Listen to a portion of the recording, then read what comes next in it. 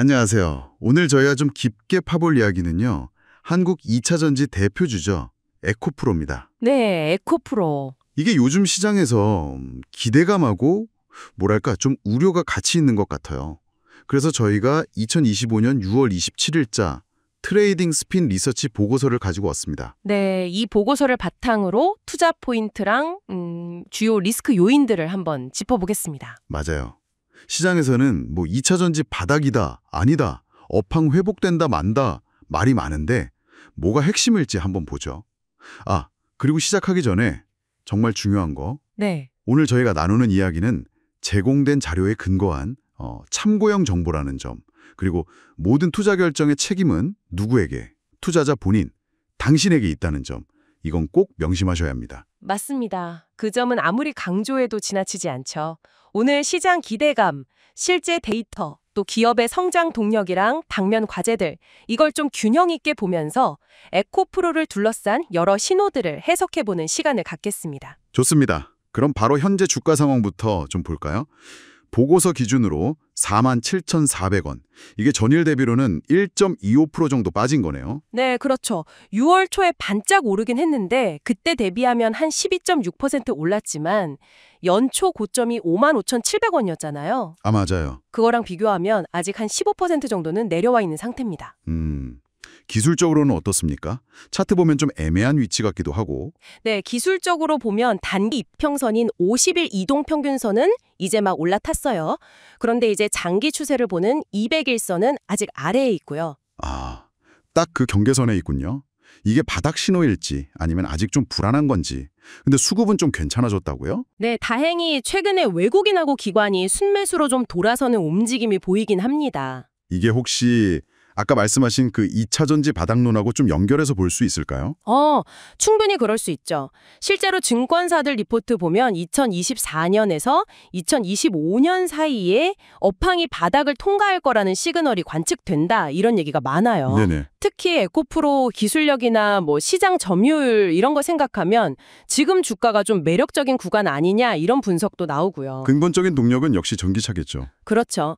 글로벌 배터리 수요 확대, 그리고 주요 자동차 회사들이 다시 전기차 투자를 좀 재개할 거라는 기대감, 이게 제일 큽니다.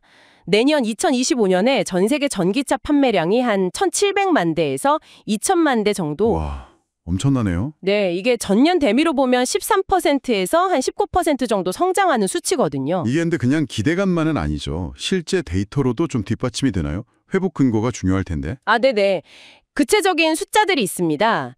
올해 2월 기준으로 보면요. 전 세계 전기차에 장착된 배터리 양이 67.8기가와트시였어요. 67.8기가와트시. 네, 이게 작년 같은 달보다 64%나 증가한 겁니다. 요아이로요. 와, 64%요? 네, 특히 중국은 보조금 정책이 좀 안정되면서 유럽은 규제를 다시 확인하면서 또 미국은 그 IRA 법안 효과랑 공급망 안정 덕분에 회복세를 보이고 있다는 점, 이게 중요해요. 지역별로 동력은 좀 다르다. 전반적으로는 상승 흐름이다. 그렇죠. 그렇군요. 이런 큰 흐름 속에서 좀 주목할 만한 개별 이슈들도 있었잖아요. 그 중국 CATL에서 나트륨 배터리 넥스트라 양산 시작했다는 뉴스. 이거 좀 신경 쓰이던데요. 맞아요. 그게 단기적으로는 테마가 될 수 있는데 장기적으로는 또 기술 경쟁 구도의 변수가 될 수 있죠. 그리고 미국 전기차 정책 변화 가능성, 특히 IRA 수혜가 계속될지 이것도 계속 봐야 하고요. 이런 이슈 속에서 그럼 국내 배터리 회사들 실적은 어땠나요? 올해 2월 기준으로 보면 LG엔솔이나 삼성 SDI는 작년보다 성장했어요. 각각 8.3%, 15.7% 증가했는데 SK온은 좀 줄었고요. 마이너스 3.2%였습니다. 소재 기업들은요, 에코프로 같은? 소재 쪽은 1분기는 좀 힘들었습니다. 에코프로도 전년 동기 대비 마이너스 20.9%, 에코프로 BM도 마이너스 18.2%로 매출이 줄었거든요. 근데 이건 주로 재고 조정 영향으로 보고 있고요. 2분기부터는 양극재 수요가 다시 회복되면서 실적도 개선될 거라는 기대가 지금 높습니다. 중국 쪽 재고가 정상화되고 있다는 신호도 있고요. 자, 그럼 이제 제일 궁금한 부분. 에코프로의 상승 포인트. 어떤 게 있을까요? 수요 회복 말고 또 뭐가 있을까요? 역시 핵심은 그 시효 회복 시에 나타날 수 있는 레버리지 효과입니다. 에코프로 BM이 시안이나 헝가리 공장 같은 곳에서 생산 규모를 계속 늘려왔잖아요. 네, 그렇죠. 그래서 EV나 ESS 시장이 진짜 회복되면 이 양극재 공급사로서 매출이 확 뛸 수 있다는 거죠. 여기에다가 지분 구조 개편 문제도 마무리됐고 공매도 압력도 좀 줄었고요. 정부에서 2차 전지 산업 지원 강화하겠다는 기대감, 특별법 추진 이런 얘기도 나오고요. 기술력도 빼놓을 수 없겠죠. 당연하죠. 주력인 하이니켈 양극재 성능은 계속 개선하고 있고 또 CATL하고 협력 얘기도 나오고 그 외에 전고체라든지 나트륨 이온 같은 차세대 소재 개발 또 리사이클링 사업 확대 이것도 중요한 성장 동력입니다. 와, 들어보면 기대 요인들이 정말 많네요. 근데 당연히 리스크도 있겠죠. 특히 그 캐즘 현상이라고 하나요? 전기차 시장 성장세가 좀 주춤할 수 있다는 우려, 이건 계속 나오는 것 같아요. 정확합니다. 그게 가장 큰 리스크 중 하나죠. 글로벌 수요 성장률 둔화 가능성, 그리고 정책적 불확실성. 좀 더 구체적으로 보면 첫째는 소재 가격 약세예요. 리튬이나 니켈 가격이 계속 떨어지면 부담이 될 수밖에 없고요. 네. 둘째는 중국 기업들, CATL이나 BYD 같은 데서 저가 공세를 너무 세게 하니까 마진 압박이 커질 수 있다는 점. 셋째는 여전히 고평가 논란이 있다는 거고요. 그리고 주가 자체의 변동성이 너무 큰 것도 사실 좀 부담스럽죠.